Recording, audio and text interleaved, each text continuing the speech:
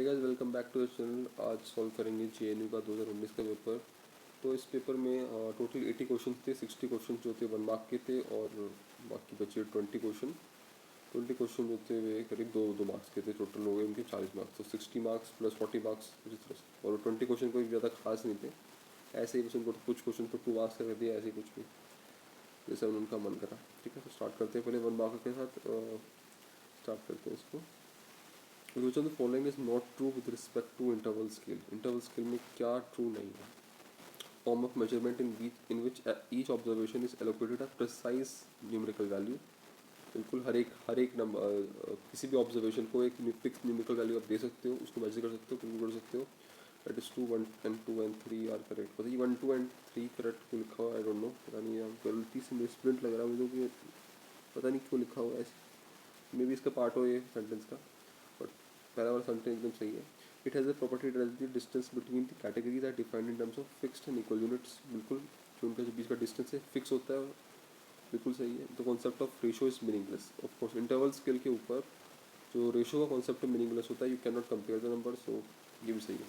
तीनों स्टेटमेंट सही है। आंसर होगा इसका D, none of the above. बहुत ही रेयरली होता है कि none of the above generally हो answer.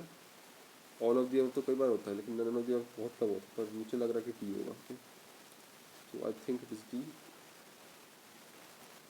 Spatial distribution of settlement with different population site is best represented by dot maps. Dot method से बेस्ट प्रेजेंट किया जाएगा। Domestication of plants animals originated during. Okay, इसका answer होगा B, Holocene. सबसे recent है, जो अभी चल रहा है, इसे बोलते हैं। अब यहाँ पे कुछ कुछ जगह तो जैसे लिखा हुआ है कि ऐसे नो कि जो है ना प्लिस्टोसीन और होलोसीन का जो डिमार्केशन है वो बनता है 11,700 ईयर्स अगो पहले। अब 11,700। अब जनरली जब जब बोलते हैं कि हमने जो डोमेस्टिकेट करे थे, सबसे पहले हमने एनिमल्स करे, तो डॉग्स, शीप्स, गोट्स, इन तीनों में से कोई भी हो सकता है। अलग अलग सोर्सेज में अलग नाम लिखे हुए हैं। जैसे कहा जाता है कि ये नियोलिथिक पीरियड जो शुरू हुआ था होलोसीन में, तभी शुरू करे थे। तो आई थिंक इसका आंसर होगा होलोसीन। पर कुछ कुछ सोर्सेज में से लिखा हुआ कहीं कहीं कि प्लिस्टोसीन के अंदर 15,000, इवन 15,000 साल पहले भी एविडेंस मिले, पर बहुत ही लिटिल एविडेंस है।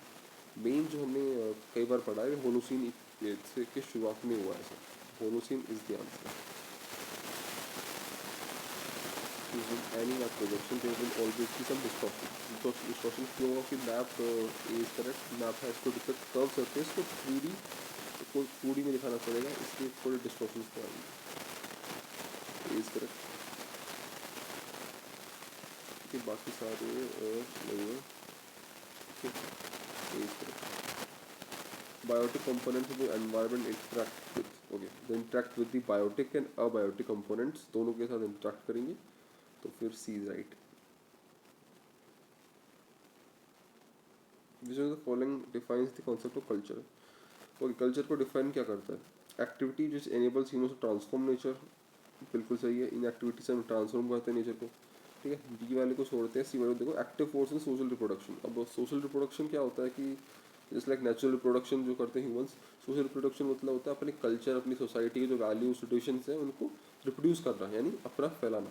जितना ज़्यादा आप कल्चर को फैलाओगे, लोगों तक अपनी ट्रेडिशन को पहुँचाओगे, उसको सोशल रिप्रोडक्शन बोलते हैं। ठीक है, तो कार्ल मार्क्स से रिलेटेड कुछ टर्म्स हैं सोशल रिप्रोडक्शन। तो active force in social reproduction, ये भी सही है कि कल्चर एक्चुअली में भी हेल्प कर रहा है, सेम चीज़। तो आई थिंक ए और सी सही है, और ए और सी सही हो गया तो ऑफकोर्स डी तो सी होना ही है। अगर दो ऑप्शन सही हैं तो आंसर डी होगा, all of the above. Theoretically contrapose to nature, मतलब ये नेचर के अगेंस्ट है, अगेंस्ट नेचर है। बट आई डोंट नो क्यों अगेंस्ट है, जरूरी नहीं कि हर कल्चर नेचर के अगेंस्ट ही हो, पर इससे मतलब कुछ भी हो सकता है ना। तो all of the above is the right option, I think. So D is correct. Horticulture is currently practice in. Horticulture हर जगह प्रैक्टिस हो सकता है, ज़्यादा एक्सट्रीम क्लाइमेट में नहीं होता वैसे। ठीक है, जहाँ जहाँ मन करे आप वहाँ पे उगा सकते हो। मेनली इसके हम उगाते हैं प्लांट्स हो गया, वेजिटेबल हो गया, right. Plants, vegetable, flowers, medicinal herbs हो गई, ये सारी चीज़ें हम उगाते हैं हॉर्टिकल्चर के अंदर। और ये ट्रॉपिकल मेडिटेरियन टेम्परेट हर जगह हो सकता है। So T is correct, not just Mediterranean. Mediterranean में सिट्रस फ्रूट मेनली होता है, उसका मतलब नहीं कि ये हॉर्टिकल्चर है। तो all of the above is correct. This is the following the main limitation of Daviesian geographical cycle. Okay, television cycle की मेन जो दिक्कत थी ना, वे थी D landscape is a time dependent series. He gave a time dependent series, और time dependent series में ये भी दे दिया कि the erosion does not start until the upliftment is complete. तो एक प्रोसेस खत्म नहीं होगा तब तो दूसरा वाला चालू नहीं होगा, ये उसकी थ्योरी में कहा गया था। और it became a focal point for several attacks happened bye critics against this. One of them was पैंक who says कि टाइम इंडिपेंडेंट सीरीज होनी चाहिए। तो आई थिंक लैंडस्केप ये नहीं है, ये आंसर है। बी वाला as you can see, B में लिखा landform is a result of structure process है ना, तो यहाँ पे टाइम छोड़ रखा है इन लोगों ने, जानबूझ के छोड़ा हुआ है कि ताकि पता चल जाएगा ना मैं आंसर क्या है। स्ट्रक्चर प्रोसेस टाइम इन तीनों से बनता है लैंडफॉर्म, तो इन्होंने जोर दे रखे हैं, मतलब ये थोड़ी कि भी गलत हो गया। तो ये भी सही है, बी भी सही है, सी भी सही है, I think A B. Okay, just peneplain में एजम्पशन एंड अप होता है, तो सही बात है। तो आंसर इसका होगा T. The most densely populated area of the world, okay सबसे पहले ईस्ट एशिया बिल्कुल है, फिर उसके बाद होगा साउथ एशिया। ओके, अब बी सी डी में से अब यूरोप देख लो, यूरोप भी डेंसली पॉपुलेटेड होता है तो बी सी। अब यूरोप के साथ साथ अफ्रीका या north America, last option. Africa बहुत डेंसली पॉपुलेटेड है, ये बहुत नहीं, moderately populated, but north America बहुत ही कम पॉपुलेटेड है। ठीक है, नॉर्थ अमेरिका को आप बिल्कुल मत समझना कि डेंसली पॉपुलेटेड है, अमेरिका है तो अमेरिका बहुत ही लो डेंसली पॉपुलेटेड है, करीब 30 पीपल पर स्क्वायर किलोमीटर वहाँ रहते हैं, बहुत ही कम। ठीक है, तो इसका आंसर होगा बी वाला, east Africa, east Asia, south Asia, Europe and Africa. Okay, okay next, green revolution through genetic improvement was achieved which crops, wheat and rice, which is not affect इनमें से क्या इफेक्ट नहीं है global climate change का। Okay, यहाँ पे अगर लिखा होता है ना ग्लोबल वार्मिंग, तो आंसर होता है इसका एक्सपेंडिंग ग्लेशियर्स। सी लेवल राइज करता है, बिल्कुल करेगा। फ्लडिंग होगी, बिल्कुल होगी। एक्सट्रीम क्लाइमेट आएगा, ये जब आएगा जब ग्लोबल वार्मिंग होगी, और ग्लोबल वार्मिंग के चलते एक्सपेंड नहीं करेंगे ग्लेशियर, ग्लेशियर रिट्रीट करेंगे। उस कंडीशन में हम कहते हैं कि ग्लोबल वार्मिंग से expanding glacier is wrong answer, तो सी विल बी करेक्ट, जो कि इस क्वेश्चन का आंसर है। पर यहाँ पे लिखा है global climate change. Climate change तो उल्टा भी हो सकता है ना, लाइक वार्मिंग की जगह कोल्ड भी तो हो सकता है। तो क्वेश्चन फिक्स नहीं है, पर फिर भी इसका आंसर जो होना चाहिए सी है, जो बेस्ट पॉसिबल आंसर है, expanding glaciers. Dinosaur appeared on the surface during the, okay ये कंफ्यूजिंग है। डायनासोर से दिमाग में सुनते ही हमें जुरासिक वर्ड आता है, पर dinosaur did not evolve in Jurassic period. Jurassic period उनका पीक का टाइम था, जब एकदम अपने चरम पर थे। पर उनकी जो शुरुआत होती हुई थी ट्रायसिक पीरियड में, ट्रायसिक में भी पैदा हुए थे, जुरासिक में पीक पर थे, और क्रिटाशियस में वे एक्सटेंट हो गए थे। ठीक है, इसको पूरे को मीसोजोइक एरा बोलते हैं, जो तीन इसको हम डिवाइड करते हैं ट्रायसिक, जुरासिक और क्रिटाशियस में। तो they period in Triassic period. Smallest rural settlement type, अब विलेज बड़ा होता है, हैमलेट छोटे से छोटा होता है, और रूरल सर्विस सेंटर और एक आइसोलेटेड फार्म स्टेट दे रखा है हमें। अब इसका आंसर होगा फार्म स्टेट। फार्म स्टेट का मतलब होता है एक फार्म एंड इट्स बिल्डिंग्स, तो उसको हम बोलते हैं फार्म स्टेट। तो एक आइसोलेटेड रीजन में आपका एक फार्म है, उसके पास जरा पास में घर है। ठीक है, नॉर्मल ऐसे यूरोप में, अमेरिका में ऐसे कई सारे फार्म होते हैं, तो ये स्मॉलेस्ट है, B is the correct answer. Rural service centre ये एक अलग चीज़ है। रूरल सर्विस सेंटर मतलब होता है एक रिक्रिएशन सेंटर, जहाँ पे बैंकिंग, मार्केट, हेल्थ, एजुकेशन, इनकी जो फैसिलिटी प्रोवाइड की जाती हैं। ठीक है, ऐसे कई सारे रूरल एरियाज में उसको हम रूरल सर्विस सेंटर बोलते हैं। It's like the hotspot of the village. तो रूरल सर्विस सेंटर नहीं होगा वहाँ पे, काफ़ी होता है कुछ। तो isolate farm state is the answer. Lebensraum was coined by Frederick Ratzel. Currently the world population stand at, okay, currently में पॉपुलेशन जो है अभी 7.8 बिलियन है। अब ये जो क्वेश्चन पेपर है 2019 का है। अब 2019 का पेपर मान लो 2018 की पॉपुलेशन भी लेते हैं, उस हिसाब से भी पॉपुलेशन उस टाइम 7.5 बिलियन थी, 7.5 बिलियन तो थी ही थी। यहाँ पे ऑप्शन ही नहीं है उसका। ठीक है, पर 7.5 से क्लोजेस्ट जो है 6.5 है, तो 6.5 will be the answer, so B is correct. Intensive subsistence farming is characteristic of, okay, intensive intensive subsistence farming होती कहाँ पर है? मॉनसून एशिया में होती है। As know intensive subsistence farming दो तरह की होती है, एक होती है dominated by wet paddy cultivation, and second one जो होती है बाय अदर क्रॉप्स, ठीक है। अब फिर होती कहाँ है? ये हाई डेंसिटी पॉपुलेशन में होती है, ये पक्का है, और ये लो टेक्नोलॉजी वाले एरियाज में होती है। ये ऐसे एरियाज में होती है जहाँ मशीन का जो यूज़ है लिमिटेड होता है, मैनुअल लेबर कम आती है, तो ऐसी जगह होती। और ऑप्शन में दे ही दे रखा है हाई डेंसिटी एंड वी, और एक लो टेक्नोलॉजी वाला एरिया है, दे ही नहीं रखा, राइट। अगर नन ऑफ द अब नहीं होता ना तो हम ए कर सकते थे। वो इसलिए रीज़न कि आजकल जो है ना काफ़ी मतलब चेंजेस आ रहे हैं एग्रीकल्चर में। अब सब्सिस्टेंट इंटेंसिव सब्सिस्टेंट फार्मिंग में काफ़ी ज़्यादा फर्टिलाइजर ट्रैक्टर किराए पे ले जाते हैं इंडिया में, एज यू नो कई पे ट्रैक्टर नहीं है लेकिन भाड़े पे मिल जाता है।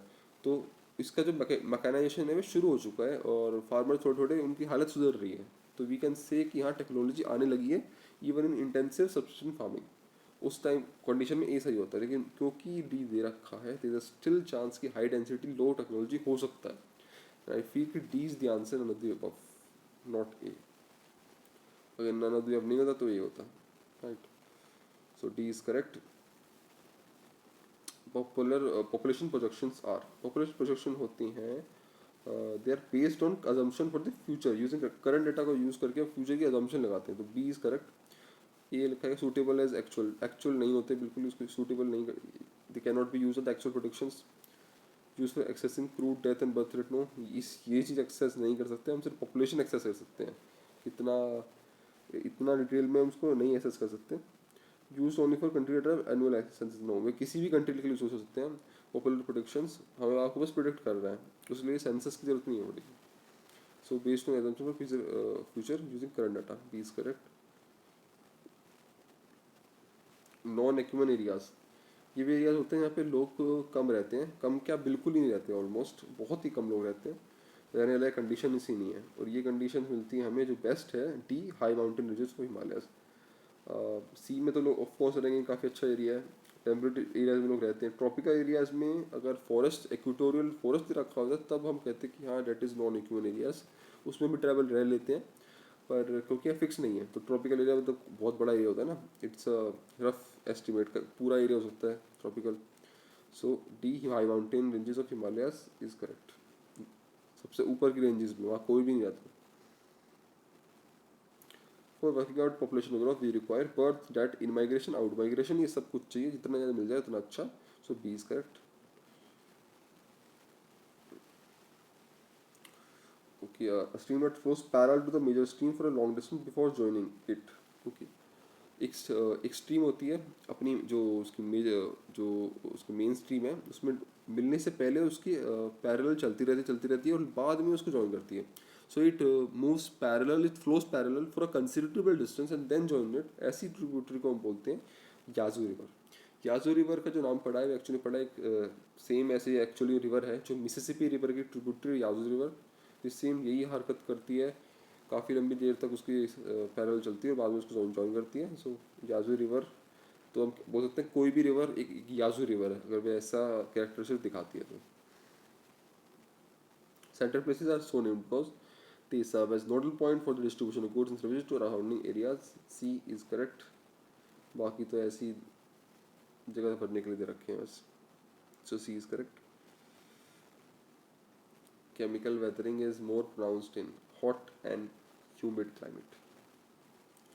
Whom of the following said man is the product of earth surface का एक प्रोडक्ट है man, this is said by Alan C. Sample। Marks attained by 8 students are these, you have to find the mean। okay, इसका answer होगा A 47.5।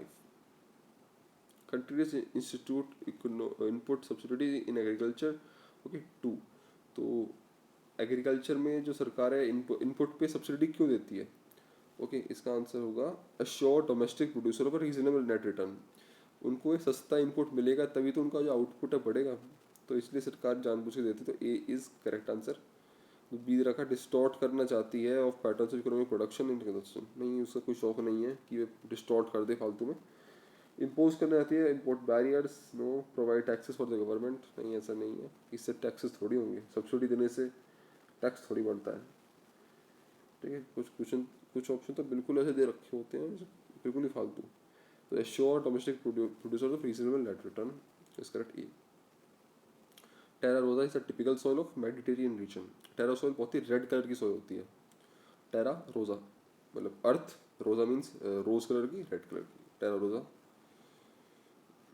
और ये थोड़ा थोड़ा मतलब मेडिटेरियन के पास जो कास्ट रीजन है शायद वहाँ से भी मिलती होती है, आई थिंक ऐसी है। Okay so Mediterranean is correct. Okay federalism in political geography deals with. Okay federalism जो है political geography deals with plurality in state. Plurality means दो लोग, so one is centre one is state, उसके नीचे तो federalism यही दिखाता है कि स्टेट के अंदर प्लूरलिटी हो। होमोजेनिटी नेशनल रीजन आइडेंटिटी नहीं ऐसी है। Plurality in state is correct. Biosphere was first coined by Edward Hughes. Edward Hughes ने का जो एक बुक है the face of the earth, उसी के अंदर पहली बार बायोस्फीयर का जिक्र में मिलता है। तो Edward huge is correct. Northern half the mid Atlantic ridge is called. Okay mid Atlantic ridge जो है अटलांटिक ओशन में, उसका नॉर्दर्न हाफ और सदर्न हाफ मेनली उन्होंने उसको दो से बांटा हुआ है। नॉर्दर्न हाफ को हम बोलते हैं डॉल्फिन राइज या फिर डॉल्फिन रिज, कुछ भी बोल सकते हो आप, डॉल्फिन रिज या डॉल्फिन राइज। सदर्न वाला जो हिस्सा है जो इक्वेटर के साउथ में, उसको बोलते हैं चैलेंजर रिज।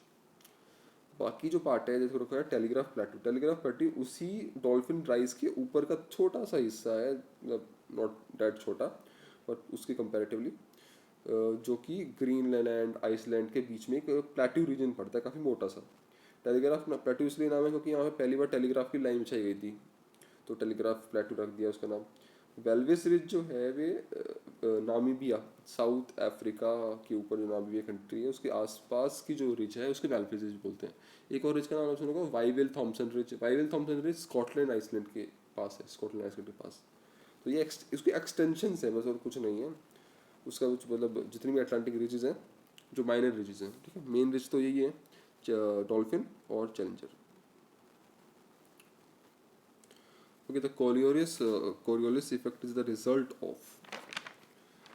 कोरियोलिस इफेक्ट जो है रिजल्ट होता है ए अर्थ की रोटेशन का, not rotation revolution, only rotation. Identify the correct statement. Regional income inequalities. Okay they do not exist in developed country, ऐसा नहीं है, दे एग्जिस्ट करती हैं। Greater in developed countries than in नहीं, डेवलप्ड कंट्री में ज़्यादा नहीं होंगी inequalities, are typically greater in less develop, yes this is correct. Generally inequalities जो होती हैं इनकम में वे लेस डेवलप कंट्री में ज़्यादा होती हैं then in developed one. Developed ones में इक्वलिटी होती है, सो एग्जिस्ट नहीं करती इन लेस डेवलप भी नहीं है, सी इज करेक्ट।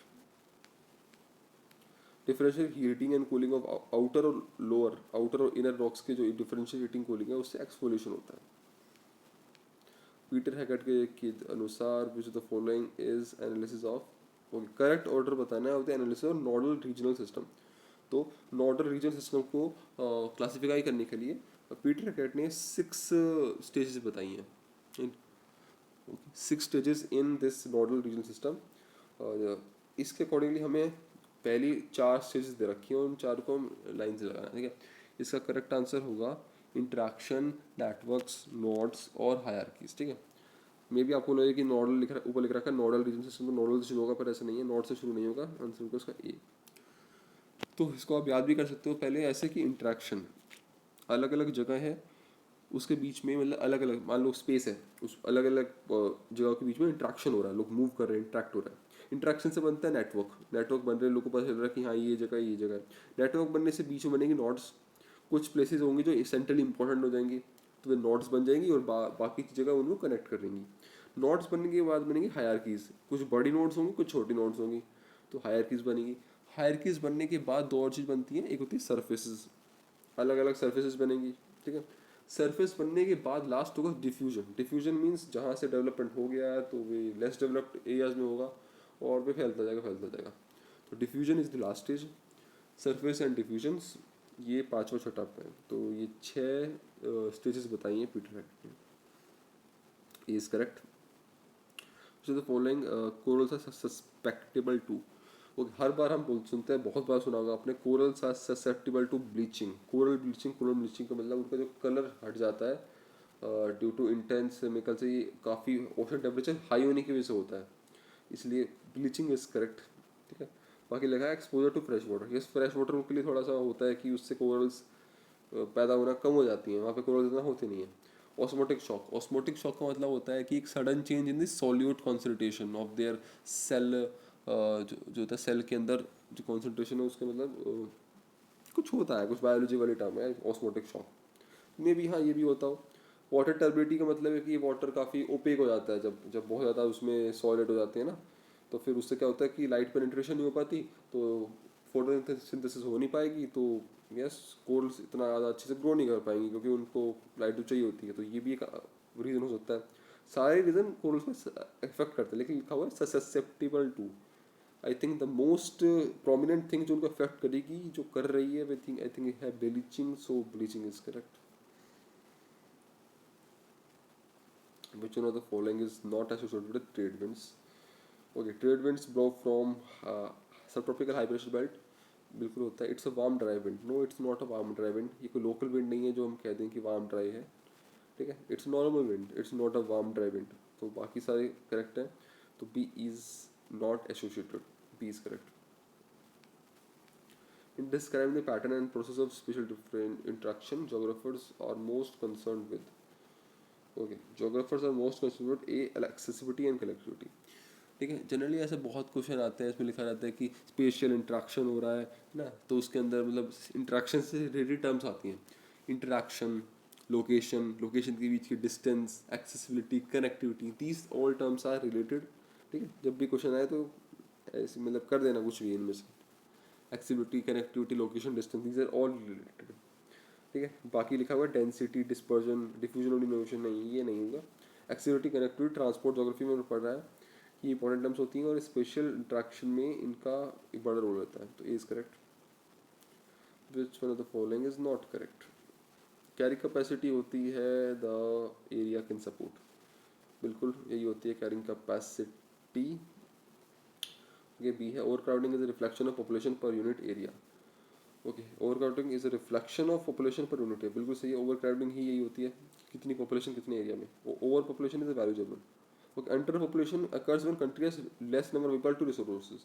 जब रिसोर्सेज को यूटिलाइज नहीं कर पाती पॉपुलेशन बिकॉज ऑफ अंडर, उसी को हम बोलते हैं अंडर पॉपुलेशन। ये भी सही है। फॉर एग्जाम्पल ब्राज़ील में जो है पॉपुलेशन कम है, रिसोर्सेज काफ़ी हैं, तो अंडर पॉपुलेशन की दिक्कत है।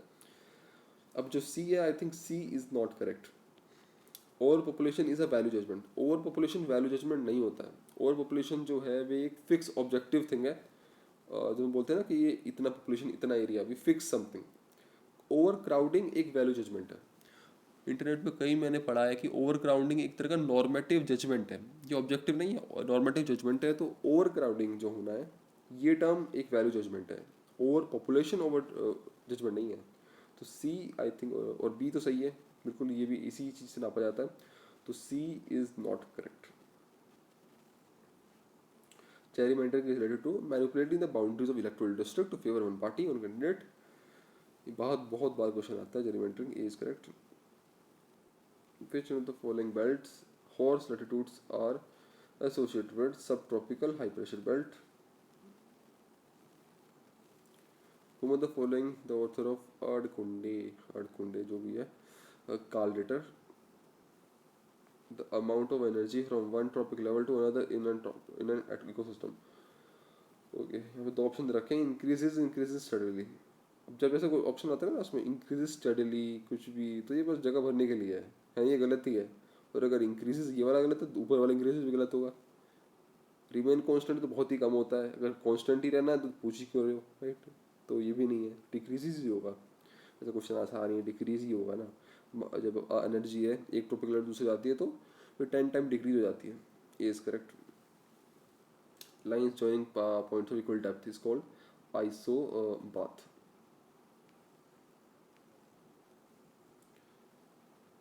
Okay, the rank size rule is useful for studying settlement systems. Gujarat Bakkal population constitute a major population. Okay, ये Pir Panjal region of Jammu Kashmir, specially for Pir Panjal reason, यहाँ पे गुजरात बकल पॉपुलेशन रहती है, तो A is correct. Higher Himalaya of JNK, no, higher Himalaya बहुत ऊपर हो जाएंगे, वहाँ तक तो मतलब कोई जा ही नहीं पाता, ठीक है, वहाँ पे कोई रहता भी नहीं है, तो B is incorrect. Valley region जो है कश्मीर का, वहाँ पे ट्राइबल्स थोड़े कम रहते हैं, वहाँ पे लोग नॉर्मल जो घर बना के सेटल्ड लोग रहते हैं कश्मीर रीजन की जो वैली रीजन है। तो सी इज़, ये सी भी नहीं है। एरिया ऑफ उधमपुर, उधमपुर थोड़ा नीचे को जम्मू कश्मीर का एरिया है, बट ये थोड़ा कुछ ज़्यादा स्पेसिफिक हो गया। गुजर मकबल काफ़ी दूर तक रहते हैं।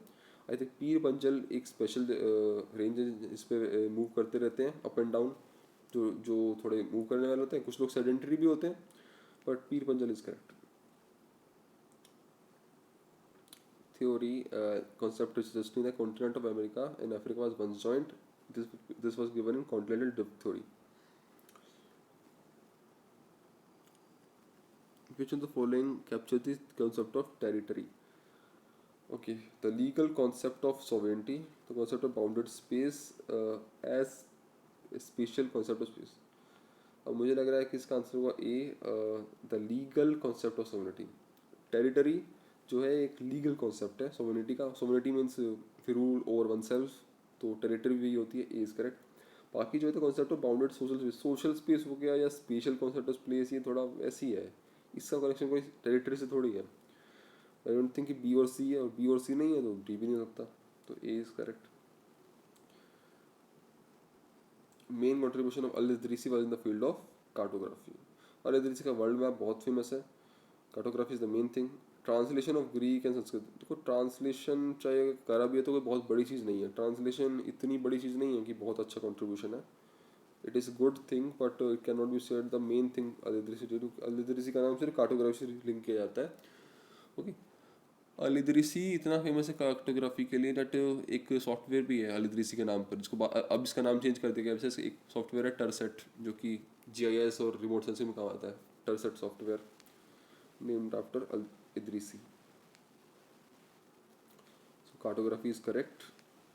Residual landforms in peneplains are known as, तो पेनिप्लेन की जो थ्योरी थी उसमें जो डेविस ने उसको मोनार्ड नॉक्स कहा था, डीज।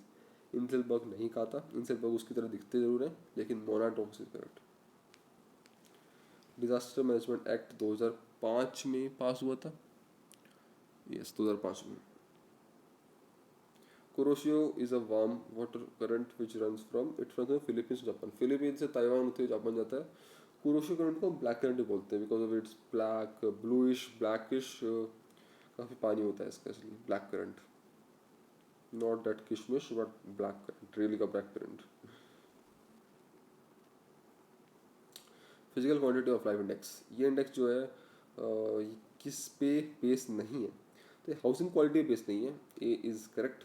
Infant mortality, life expectancy, literacy, ये तीन चीज़ों को इक्वल इंपॉर्टेंस देकर इन तीनों को ऐड करके एक इंडेक्स निकलता है, PQLI उसको बोलते हैं।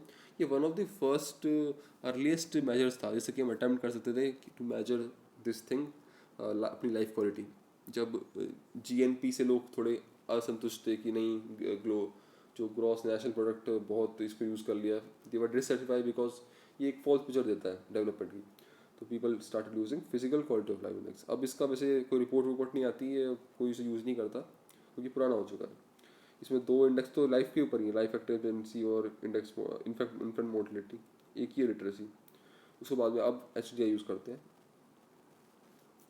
According to census of India which of the following does not constitute an urban area. So urban area क्या नहीं है, 5,000 लोग रहते हैं, सही है। एडमिसिटी 400 रही है। Number of activities perform in settlement, ये गलत है। कितनी एक्टिविटीज परफॉर्म की जाती है बाय सेटलमेंट, ऐसा कोई नहीं है कि ऑफ कोर्स अर्बन एरिया में एक्टिविटीज ज़्यादा परफॉर्म की जाती है पर कोई थ्रेशोल्ड नहीं है उसका, तो सी इज करेक्ट। और डी तो है ही सही, तो C is the answer. Which is the following fold as uniform slope. Okay, uniform slope होता है हमारा सिमेट्रिकल स्लो, सिमेट्रिकल फोल्ड के अंदर। सिमेट्रिकल फोल्ड के अंदर दोनों ही जो होते हैं फोल्ड होते हैं ऑलमोस्ट एक सेम से होते हैं, और जो स्लोप है किसी भी कोई सा भी स्लोप यूनिफॉर्मली राइज करता है। ओके, अब असिमेट्रिकल तो होंगे नहीं। रिकम्बेंट में तो बहुत ही मुड़ा हुआ होता है। मोनोक्लोनल फोल्ड भी अलग होता है जिसमें एक साइड जेंटल होती है और दूसरी साइड ऑलमोस्ट बहुत ही स्टीप होती है, ऑलमोस्ट 90 डिग्री पे स्टीप कर रही होती है, तो वे भी नहीं है, यूनिफॉर्म तो नहीं है। एक साइड रेगुलर है पर दूसरी साइड ऐसी है, तो symmetrical fold is the answer. India में मोस्ट माइग्रेशन होती हैं due to marriage purposes according to 2001 census. One of the दो जियो स्ट्रेटेजिक रीजन्स दिए हैं कोहन ने। तो इसका नाम पूरा नाम है सॉल बी कोहन ने दो दिए हैं। पहला तो अब ये वाला है trade dependent maritime world, and second is Eurasian continental world, जिसके अंदर यूएसएसआर चाइना का रीजन आता है। तो एक अंदर का रीजन और एक बाहर का region. Trade dependent maritime world is the answer. Settlement the statement that the journey to work is 15 minutes by bus, ये एग्जांपल है। ओके, ये एग्जांपल है डी का, ये रिलेटिव डिस्टेंस है। हमने यहाँ पे लिखा हुआ है टाइम लिखा हुआ है 15 मिनट्स बाय बस। अब 15 मिनट बाय बस लिखा हुआ है तो ये रिलेटिव इसलिए होगी, एब्सोल्यूट नहीं। अगर लिखा होता है 15 किलोमीटर्स या, तो हम कहते हैं of course it is absolute, 15 kilometre is absolute, but 15 minutes time दे रखा है। तो this 15 minute by bus can be 30 minutes by bicycle. It is changing, it is relative to what I use, so it can not be absolute. Absolute terms मतलब बिल्कुल absolute, जो आप distance देते हो तो एब्सोल्यूट बन जाती है। तो ये एक तरह का डिस्टेंस है और ये रिलेटिव है, तो D is correct. Population pyramid with wide base, wide base होगा तो वो इंडिकेट करेगा high fertility rates. Okay, most of the all of the following are included in Ravenstein model except most migration proceed step by step, yes they do. Most migration go only a short distance.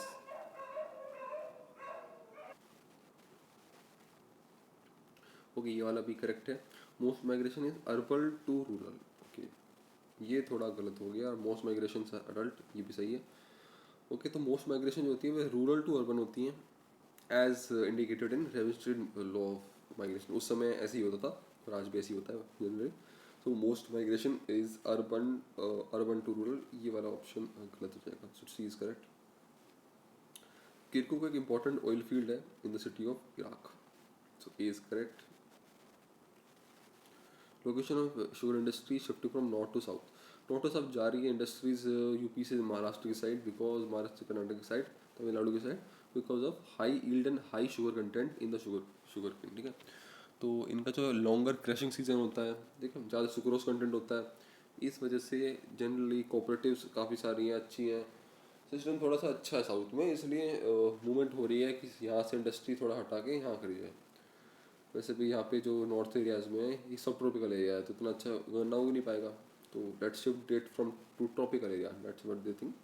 So A is correct.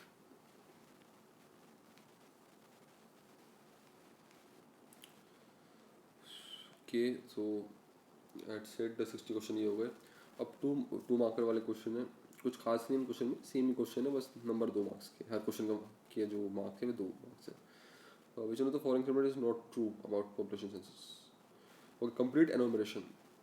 Okay, data about selected variables.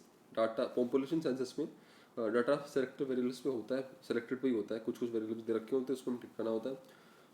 Clear cut periodicity होती है, बिल्कुल clear cut है कि ये data इस दर का, ये data उधर का है, तो ये भी सही है। मुझे ए और बी में इस थोड़ा ए और सी में थोड़ा कन्फ्यूजन है। कंप्लीट एनुमरेशन मतलब पूरा एनुमरेशन होता है, सभी का एनुमरेशन, यस आई थिंक सबका हो, सबको ले लेते हैं पॉपुलेशन सेंसस में, हर बंदे का डाटा इकट्ठा किया जाता है। Complete enumeration, it is not sample, sample population एक अलग पॉपुलेशन है ना, ये एक पॉपुलेशन सेंसस है जो कि कंप्लीट है, तो I think A is correct. C देखा है फ्लो डाटा ऑन पॉपुलेशन है। अब फ्लो डाटा जो होता है पता नहीं क्या होता है, नेटवर्क एनालिसिस में टेक्नोलॉजी वर्ल्ड में थोड़ा ज़्यादा यूज होता है फ्लो डाटा का। अब फ्लो डाटा यानी मुझे सच में नहीं समझा फ्लो डाटा क्या है। आई थिंक फ्लो डाटा का मतलब ये भी सीधे ऐसे कि ये माइग्रेशन है। अगर ये माइग्रेशन भी है तो माइग्रेशन रिकॉर्ड होती है सेंसस में, बट इस तरह नहीं होती कि कितने लोग गए कितने लोग आए, पूरा डाटा इतना डाटा कोई नहीं रखता। तो पॉपुलेशन डायनेमिक्स में फ्लो डाटा होना बहुत ही कॉम्प्लिकेटेड चीज़ें नहीं लग रही मेरे को सही है, तो I think C is incorrect. Complete derivation होता है, तो C is the answer. The gravity model and potential model population differs. Okay, gravity model does not take distance into account. Okay, तो मुझे पता है कि डिस्टेंस को देता है। ग्रेविटी मॉडल के अंदर डिस्टेंस का नंबर भी आता है और एक उनका उसका जो कितनी पॉपुलेशन साइज है ये भी आता है, तो ये तो बिल्कुल गलत है।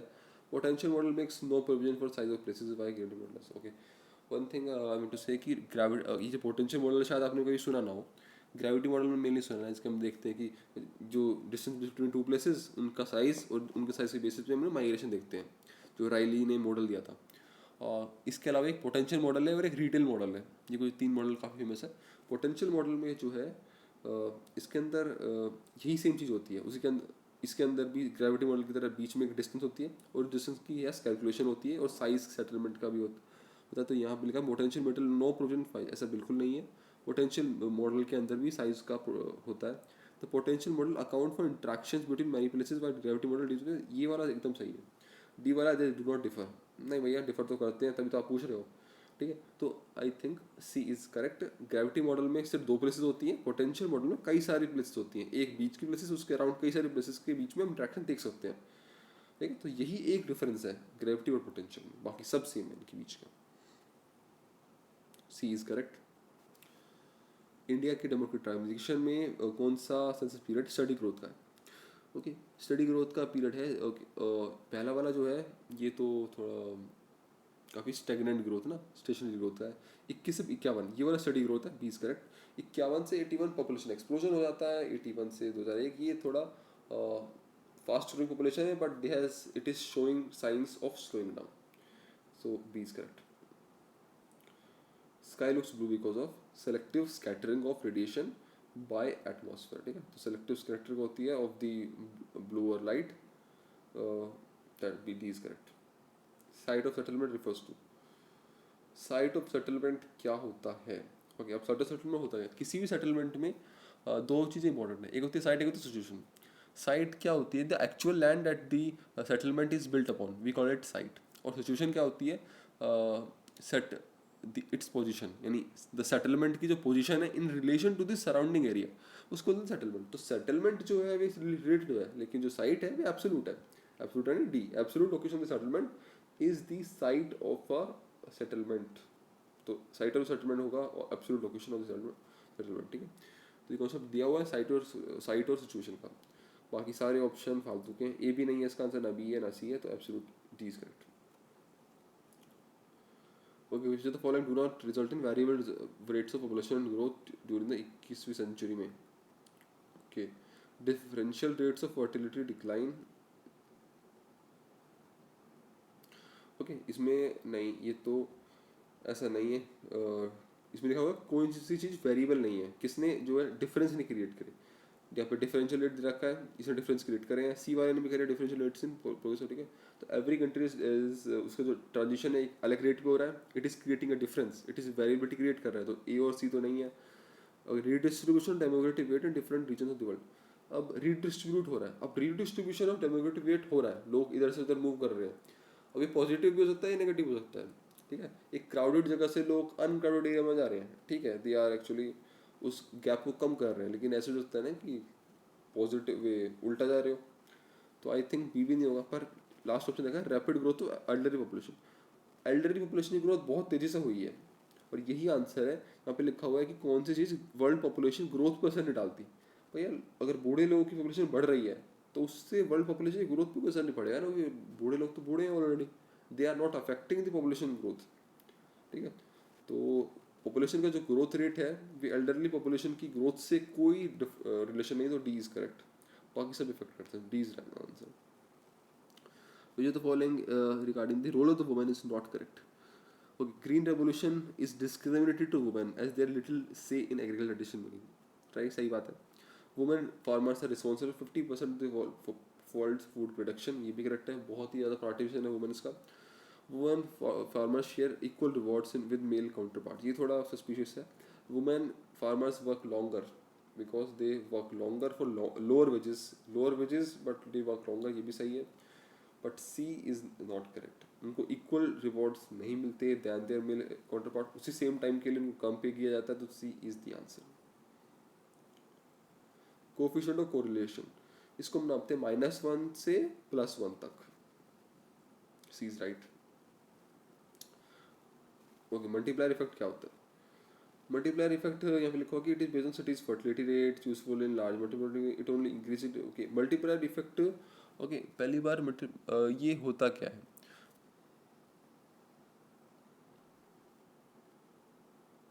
ओके, मल्टीप्लायर इफेक्ट जो है ये वही वाला इफेक्ट है जो कि क्यूमुलेटिव कॉजेशन वाला थ्योरी देती है, जो इकोनॉमिक्स में होता है। क्यूमुलेटिव कॉजेशन, मल्टीप्लायर यानी एक जगह आपसे कुछ वो करोगे तो उसका डेवलपमेंट कई जगह दूसरे फील्ड्स में फैलता है। तो इसका आंसर होगा D, the size of the effect is determined bye cities basic और नॉन बेसिक रेशियो। सिटी का जो बेसिक रेशियो, बेसिक एक्टिविटीज होती है और नॉन बेसिक रेशियो कितनी कितनी है, उसके बेसिस पे चीज़ें फैलती हैं। आई थिंक इसका आंसर डी होगा। पहला ऑप्शन दे रखा है सिटी का फर्टिलिटी क्या है, नहीं ये पॉपुलेशन का कोई चीज़ नहीं है, ये एक अलग चीज़ है, इकोनॉमिक्स की टर्म है। ये सिर्फ मेट्रोपॉलिटन रीजन में इस्तेमाल कर सकता है, ऐसा नहीं है कहीं भी इस्तेमाल कर सकते हो। ये इंक्रीज ही करेगा, डिक्रीज नहीं करेगा, नहीं, ये इंक्रीज भी कर सकता है और डिक्रीज भी कर सकता है। मल्टीपल इफेक्ट इसका नाम जरूर है, लेकिन ये पीछे भी हो सकता है। तो D, I think D is correct कि the size of is determined by उसको बेसिक नॉन बेसिक का एक रेशियो देखते हैं, उसी पे हम मल्टीप्लायर इफेक्ट को देखेंगे। क्योंकि मल्टीप्लायर इफेक्ट जो है इकोनॉमिक्स की टर्म है, या फर्टिलिटी रेट्स का आई थिंक कोई काम नहीं है। तो I think it's D. Concept is correct नहीं है। Bihar is surrounded by Uttarakhand, no, Bihar Uttarakhand से सराउंड नहीं होता। पहला ही आंसर इज नॉट करेक्ट, बाकी सब करेक्ट है, A is answer.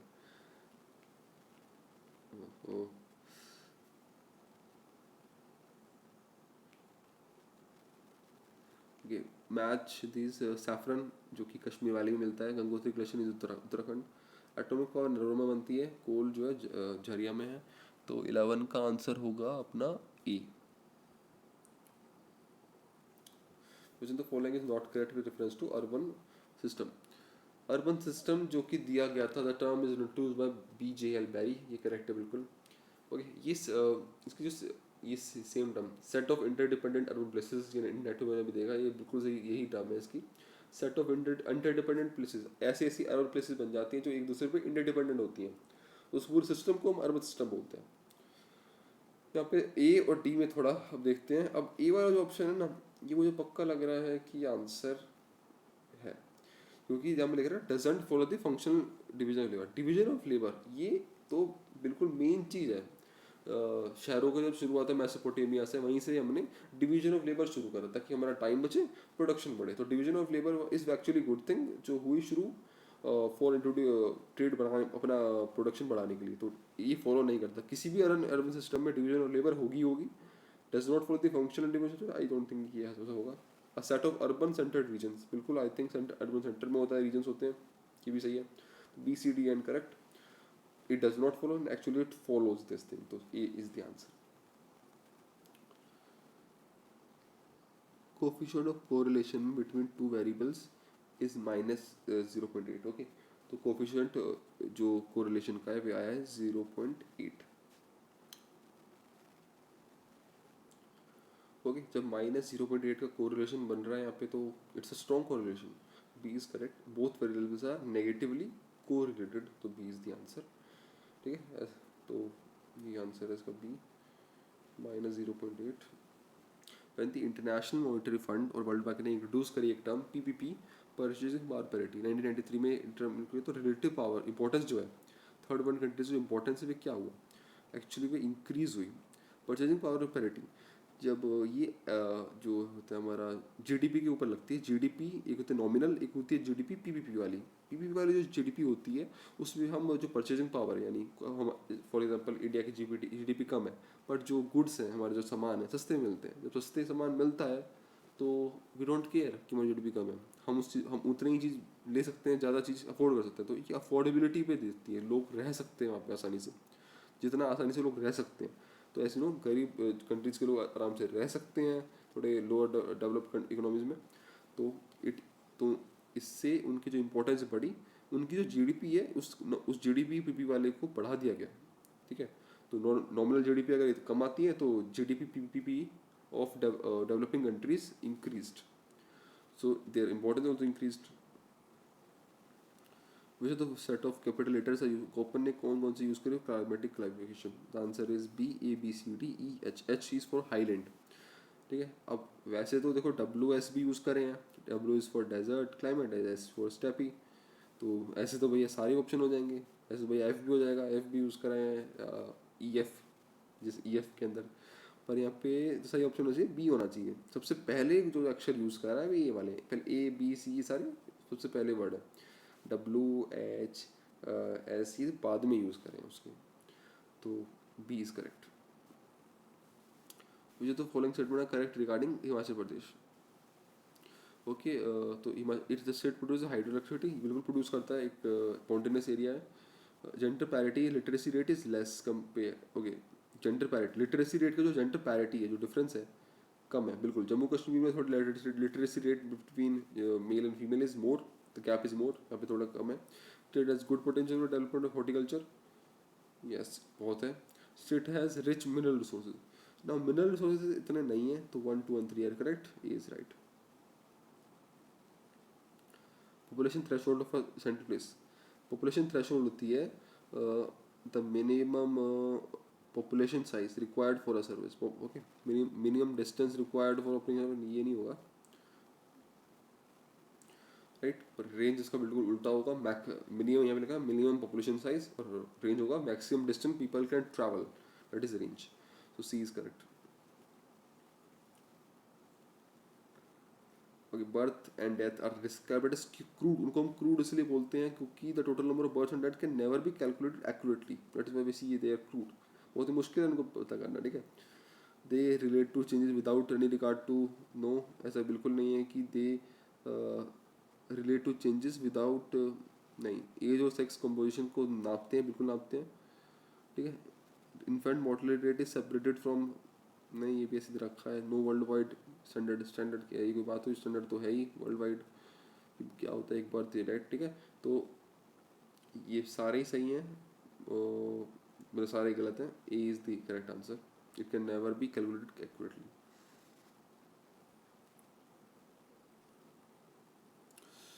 Okay, which of the following factors are responsible for rapid growth of information technology in South India? Okay, south India में north India कंपेरेटली ज़्यादा तेज़ी से टेक्नोलॉजी फैली because of, okay, सारे option में से आप देख सकते हो लोअर लेबर कॉस्ट, ये थोड़ा अजीब है, ये कोई रीज़न नहीं है, ठीक है। तो अब ऑप्शन में से आप सारों में 3 घटा दो, तो ए से हटेगा, सी से भी हटेगा, डी से भी हटेगा, एक जगह बचती है बी, 1 2 and 4, तो गुड गवर्नेंस भी होगा, मुझे पक्का नहीं था गुड गवर्नेंस होता और नहीं होता, पर यहाँ पे ऑप्शन दे रखा तो ले लेते हैं, ठीक है। तो ठीक है, ऑप्शन दे रखा तो लेनी पड़ेगा, गुड गवर्नेंस भी है और गुड इंफ्रास्ट्रक्चर सर्विस भी है, बेटर एजुकेशन टेक्निकल इंस्टीट्यूट भी है। With respect to relationship between GNP and energy consumption the following should be assumed. Okay, GNP जो ग्रॉस नेशनल प्रोडक्ट होता है और एनर्जी कंजम्पशन के बीच में क्या क्या रिलेशनशिप है, तो इसका आंसर होगा each increases in direct relation to other, ठीक है। As GNP increases energy consumption decrease, ऐसा नहीं है कि जीएनपी बढ़ेगी तो एनर्जी कम होगी, ऐसा नहीं है। नो रिलेशनशिप बिटवीन इंडिकेटर, ऐसा भी नहीं है कि कोई रिलेशनशिप नहीं है, रिलेशनशिप तो होगी तभी तो क्वेश्चन पूछा गया। As energy consumption decrease GNP increase, एक डिग्री का दूसरी इंक्रीज है, बिल्कुल नहीं। तो बेसिकली जीएनपी बढ़ेगा तो एनर्जी, अब देखो जीडीपी या जीएनपी बढ़ेगा कंट्री का, अमीर होंगे लोग तो एनर्जी ज़्यादा कंज्यूम करेंगे, बिल्कुल करेंगे। साइमेंटेसली अगर एनर्जी बढ़ जाएगी, लोग ज़्यादा एनर्जी कंज्यूम करेंगे तो ज़्यादा प्रोडक्शन होगा, तो जीएनपी भी बढ़ेगा। तो एक तरह से each increase in direct relation, दोनों को बोथ आर पॉजिटिवली कोरिलेटेड और डायरेक्ट रिलेशन में है, तो C is correct. Okay, so that's it, ये हो गया हमारे 20 क्वेश्चन, ये भी हो गए। ओके, सो यही क्वेश्चन थे। Thank you for watching. If you think कोई भी क्वेश्चन मैंने गलत एक्सप्लेन करा है या फिर उसका आंसर गलत दिया तो please comment down, I will change it. Thanks for watching.